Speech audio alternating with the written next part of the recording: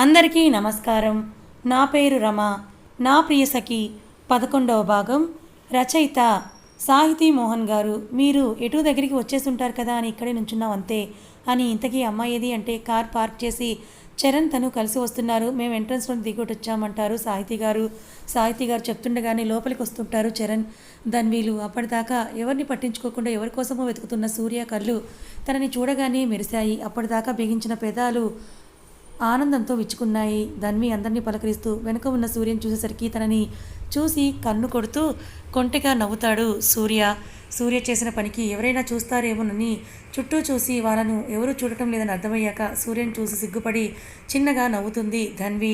అందరూ ముందుగా చీరల సెక్షన్కి వెళ్తారు. ముందు మీరు ముగ్గురు సెలెక్ట్ చేసుకుంటే మేం చూస్తామంటూ ధన్వి, మధు, దీపులను ముందు కూర్చోపెట్టి ఆడ లేడీస్ వాళ్ళ వెనకే నుంచి ఉంటారు. లేడీస్ షాపింగ్ గురించి ఆల్రెడీ అనుభవం ఉన్న విష్ణు గారు, మోహన్ గారు మెల్లగా అక్కడి నుంచి జారుకొని వెనక్కి వెళ్ళి కూర్చుంటారు. వీళ్ళ గురించి ఆల్రెడీ తెలిసి ఉన్న మిహిర్ కూడా సీనియర్స్ బ్యాచ్తో సెటిల్ అయిపోతాడు. సూర్య మాత్రం వీళ్ళకి కొంచెం వెనుకగా కూర్చొని మిర్రర్ల నుంచి ధన్విని చూస్తూ ఉంటాడు. సూర్యని ఫాలో అవుతూ చరణ్ కూడా ధన్వి పక్కనే కూర్చొని ఉన్న దీపుకి సైడ్ కొడుతూ ఉంటాడు. ఒకరికి నచ్చింది ఒకరికి నచ్చక అరగంట అయినా సెలక్షన్ తెవలకపోతుంటే వదిన ఇలా కాదు అని ఇలా రా అంటూ ధన్విని తీసుకెళ్ళి సూర్య ఎదురుగా ఉన్న మిర్రర్ ముందు కూర్చోపెడుతుంది మధు. ధన్వి మిర్రర్ వైపు చూడగానే మిర్రర్ల నుంచి తననే చూస్తున్న సూర్య కనిపిస్తాడు. సూర్యని చూసి చిన్నగా నవ్వుతుంది ధన్వి. ఈ లోపు ఒకసారి తెచ్చి ధన్వి భుజం మీద వేస్తుంది మధు. ధన్వి మిర్రర్లకు చూడగానే వెనక నుంచి సూర్య బాలేదన్నట్టుగా పెద్ద విరుస్తాడు. అది చూసిన ధన్వి బాలేదని తల అడ్డంగా ఊపుతుంది. తర్వాత ఇంకో శారీ వేస్తుంది. దానికి కూడా సూర్య నుంచి సేమ్ రియాక్షన్ రావడంతో అది కూడా బాలేదని చెప్తుంది ధన్వి. తర్వాత 2-3 చీరలకు కూడా సేమ్ రియాక్షన్ వస్తుంది. ఈసారి మధు మెరూన్ అండ్ గోల్డ్ కాంబినేషన్లో ఉన్న వర్క్ శారీ వేస్తుంది. ఆ శారీని చూసి సూపర్ అంటూ సైగ చేస్తాడు సూర్య. అలా ధన్వి చీరల సెలక్షన్ మొత్తం చేసేస్తాడు సూర్య పక్కనే ఉన్న చరణ్ ఈ సైగలని ముందు నుంచి కూడా చూస్తూ గుండెల మీద చేయి వేసుకుని, అమ్మ బావా నీ దగ్గర నుంచి నేను చాలా నేర్చుకోవాలి అని అనుకుంటూ, నా తింగర్ది ఉంది ఎందుకు దాని చీరలన్నీ అదే సెలెక్ట్ చేసుకుంది అని అంటాడు చరణ్.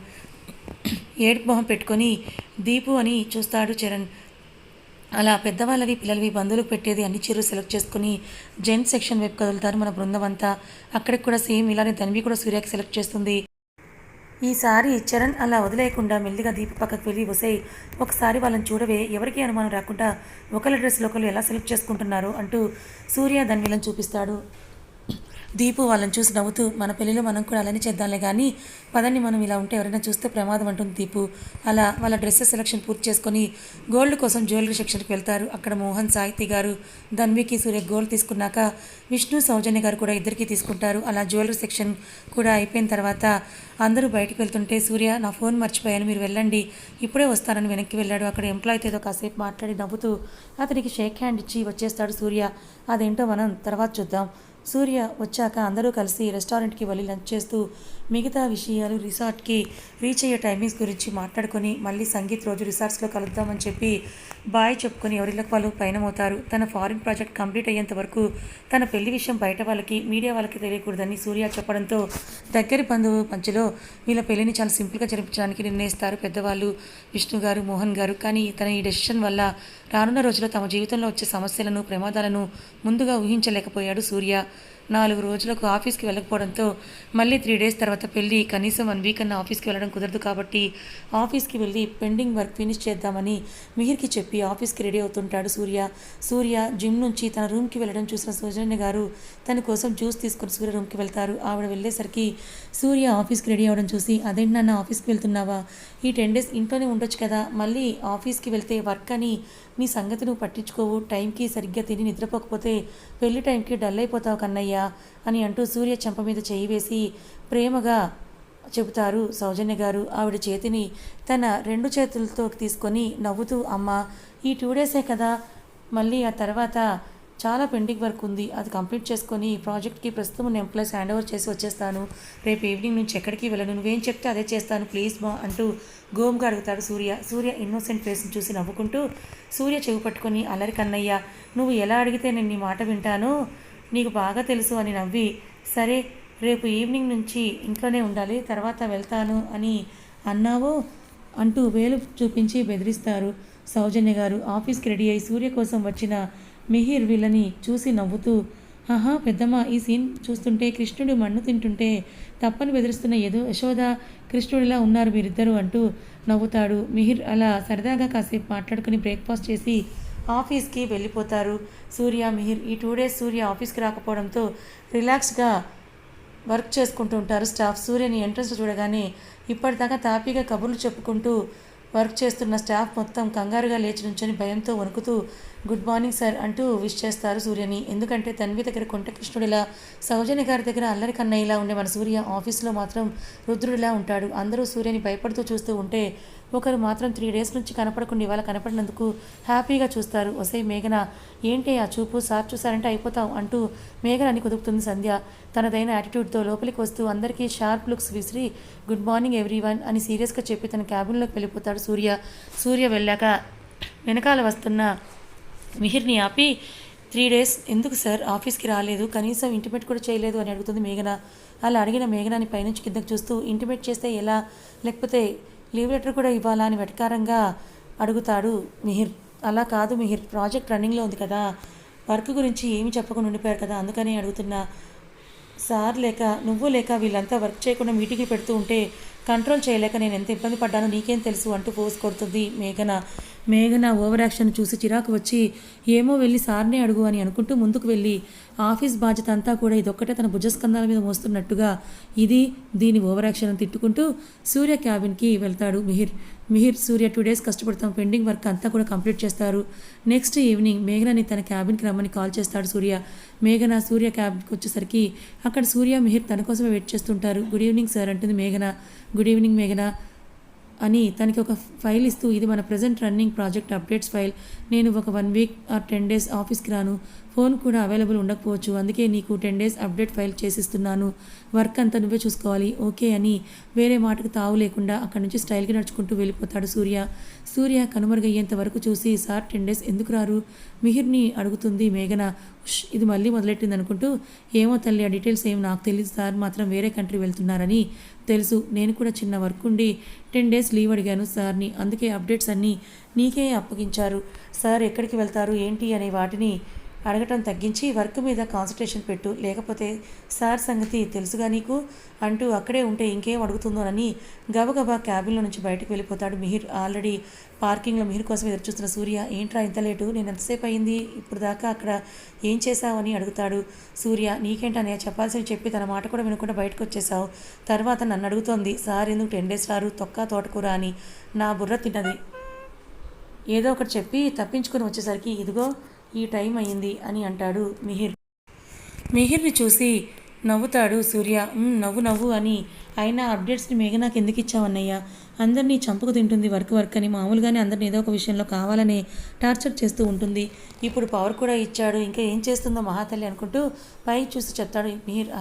తన బగురు యాటిట్యూడ్ ఎంత చూపించినా వర్క్ మాత్రం కరెక్ట్గా చేస్తుంది, నువ్వు నేను ఇద్దరం లేనప్పుడు వర్క్ని కరెక్ట్గా తనే హ్యాండిల్ చేయగలదు, అందుకే తనకి ఇచ్చానంటాడు సూర్య. అని అంటాడు మిహిర్. హలో వర్క్ గురించి డిస్కస్ చేసుకుంటూ ఇంటికి రీచ్ అవుతారు సూర్య మిహిర్. వీళ్ళు ఇంటికి వెళ్ళేసరికి రేపు హల్దీ కోసం ఏర్పాట్లు జరుగుతూ ఉంటాయి.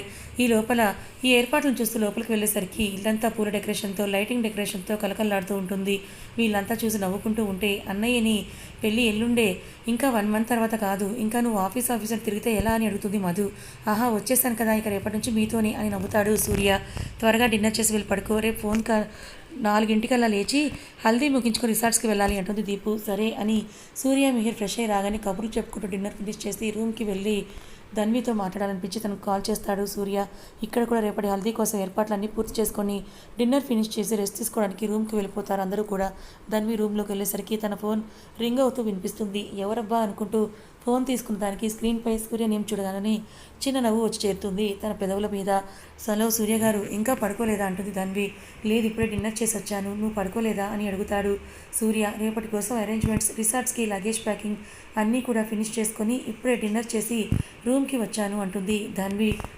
రేపు 10 వరకు రీచ్ అవుతాం, ఈవినింగ్ 7కి మెహందీ స్టార్ట్ అవుతుంది, next day morning dance practice, నైట్కి sangeet, next day marriage okay అంటాడు సూర్య. ఓకే సూర్య గారు, మేము 10 వరకు రీచ్ అయిపోతాం అంటుంది ధన్వి. రేపు హల్దీ పిక్స్ నాకు సెండ్ చేయి, పసుపుతో నిండి మధ్యలో ఉన్న నిన్ను చూడాలని ఉంది అంటాడు సూర్య. సూర్య పంపిస్తాను అని ఇక గుడ్ నైట్ అంటుంది ధన్వి. అని అప్పుడేనా అని గారాలు పోతూ ఉంటాడు సూర్య. మీరే కదా హల్దీ పిక్స్ పంపమన్నారు, అలా పంపాలంటే నేను ఇప్పుడు త్వరగా పడుకొని త్వరగా లేచి హల్దీకి రెడీ అవ్వాలి. అలా కాకుండా ఇప్పుడు మీతో మాట్లాడుతూ కూర్చుంటే నేను పొద్దున్న ఎలా లేస్తాను, ఎలా హల్దీ చేయించుకొని మీకు పిక్స్ పంపిస్తాను అంటుంది ధన్వి. ఏవో ఒక కారణాలు చెప్తావు కానీ రేపటి నుండి నా దగ్గరే ఉంటావుగా, అప్పుడు చెప్తాను ఈ సంగతి అని. సరే గుడ్ నైట్ అని కాల్ కట్ చేస్తాడు సూర్య. సూర్య మాటలకి నవ్వుకుంటూ నిద్రలోకి జారుకుంటుంది ధన్వి. తెల్లవారుజామున లేచి సూర్య ధన్విలని లేపి హల్దీకి రెడీ చేయించి హల్దీ కోసం ఏర్పాటు చేసిన ప్లేస్కి తీసుకొస్తారు పెద్దవాళ్ళు. వాళ్ళని స్టూల్స్పై కూర్చోబెట్టి ముందుగా పెద్దవాళ్ళు పసుపు రాసి నలుగు పెట్టాక వాళ్ళని తప్పించి మన బ్యాచ్ రంగంలోకి దిగి ఇక్కడ సూర్యని అక్కడ ధన్విని పసుపుతో ముంచేస్తారు. అలా సరదాగా కాసేపు గడిపాక ఇంకా పెద్దవాళ్ళు టైం అవుతోందని సంప్రదాయబద్ధంగా మంగళస్నానాలు చేయించి సూర్య ధన్విలను పెళ్లి కొడుకు పెళ్లి కూతురులను చేస్తారు. వాళ్ళు రెడీ అయి వచ్చాక వాళ్ళతో చేయించాల్సిన పూజలు చేయించి రిసార్ట్స్కి తరలి వెళ్తారు మన బృందం అంతా. కారులో ఉండగా తన హల్దీ ఫొటోస్ సెండ్ చేస్తుంది ధన్వి. వాళ్ళంతా పసుపుతో నిండిపోయి పూల అలంకరణతో ముద్దుగా ఉన్న ధన్విని చూసి నవ్వుకుంటాడు సూర్య. అందరూ రిసార్ట్స్కి రీచ్ అయ్యి ఫ్రెష్ అయ్యేసరికి లంచ్ టైం కూడా కావడంతో అందరూ డైనింగ్ సెక్షన్కి వెళ్తారు. అప్పుడే పెళ్లి కూతురు అలంకరణలో ఉన్న ధన్విని చూస్తాడు సూర్య. పింక్ కలర్ శారీలో వయోలెట్ వర్క్ బ్లౌజ్తో నుదుటిన కళ్యాణ తిలకం, బుగ్గన చుక్క పెట్టుకొని సింపుల్గా నగలు వేసుకొని పూల జడతో అందంగా ఉన్న ధన్వి అని అలానే చూస్తూ ఉంటాడు సూర్య. తను అప్పుడే సూర్యాన్ని చూస్తుంది. Yellow and blue colour kurta పైజామాలో కళ్యాణ తిలకం, బుగ్గన చుక్క, గాలికి నుదుటి మీద పడి అల్లరి చేస్తున్న సిల్కీ హెయిర్తో స్మార్ట్గా ఉన్న సూర్యని చూస్తుంది ధన్వి. తననే చూస్తూ కళ్ళెగరేస్తాడు సూర్య. సూర్యని చూసి నవ్వుతూ ఏం లేదన్నట్టుగా తల ఊపి సిగ్గుపడుతూ పక్కనే ఉన్న అను చాటును దాక్కుంటుంది ధన్వి. తన సిగ్గును చూసి నవ్వుకుంటూ తనని ఎక్కువ ఇబ్బంది పెట్టడం ఇష్టం లేక పక్కనే ఉన్న మిహిర్ వాళ్ళతో మాట్లాడుతూ ఉంటాడు సూర్య. తర్వాత లంచ్కి కూర్చున్నాక పెద్దవాళ్ళందరూ మాట్లాడుకుంటూ ఉంటే మన బ్యాచ్ అంతా కబుర్లు చెప్పుకుంటూ మధ్యలో వాళ్ళ పేర్స్కి సైడ్ కొట్టుకుంటూ లంచ్ ఫినిష్ చేసేసి వాళ్ళకి కేటాయించిన రూమ్స్లోకి వెళ్ళిపోతారు రెస్ట్ తీసుకోవడానికి. ఈవినింగ్ సూర్య, మిహిర్, కృష్ణ, కిరణ్, చరణ్లు ఫ్రెష్ అయ్యి బయటకు వచ్చేసరికి బయట మగ జెంట్స్ అందరూ గ్రూప్స్గా కూర్చొని కొంతమంది మాట్లాడుకుంటూ ఉంటే కొంతమంది వాకింగ్ చేస్తూ పిచ్చాపాటి మాట్లాడుకుంటూ ఉంటారు. అదేంటి ఇక్కడ ఎవరు మన ఆడలేడీస్ కనపడటం లేదు అనుకుంటూ కొంచెం ముందుకు వెళ్ళేసరికి అక్కడ మోహన్ గారు, రఘు గారు, చైతన్య గారు, విష్ణు గారు ఇంకా కొంతమంది బంధువులు కలిసి గ్రూప్గా కూర్చొని పేకాట ఆడుకుంటూ ఉంటారు. నాన్న, అమ్మ వాళ్ళందరూ ఎక్కడా, ఎవరూ కనపడటం లేదని అడుగుతాడు మిహిర్.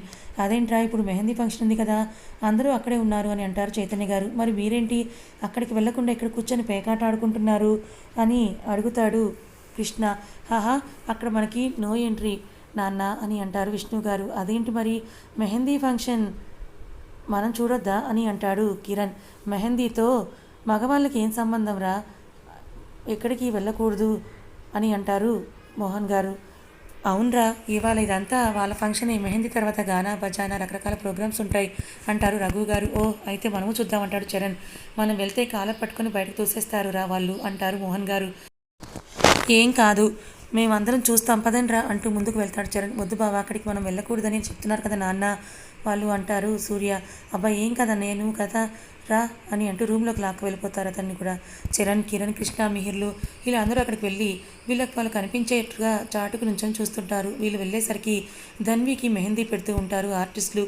అక్కడే మిగతా వాళ్ళు కూడా గ్రూప్స్గా కూర్చొని మెహందీ పెట్టించుకుంటూ ఉంటే కొంతమంది డ్యాన్స్ చేస్తూ ఉంటారు.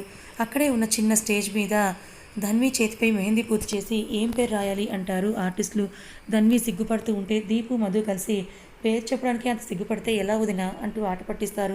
వాళ్ళని చూసి నవ్వుతూ సూర్య అని చెప్పి మరింత సిగ్గుపడుతుంది ధన్వి. దీపు ఎవరికీ కనపడకుండా డిజైన్లోనే చరణ్ అని రాయించుకుంటుంది. ఎవరికీ కనిపించకుండా అను కూడా కృష్ణ అని రాయించుకుంటుంది పేరుని.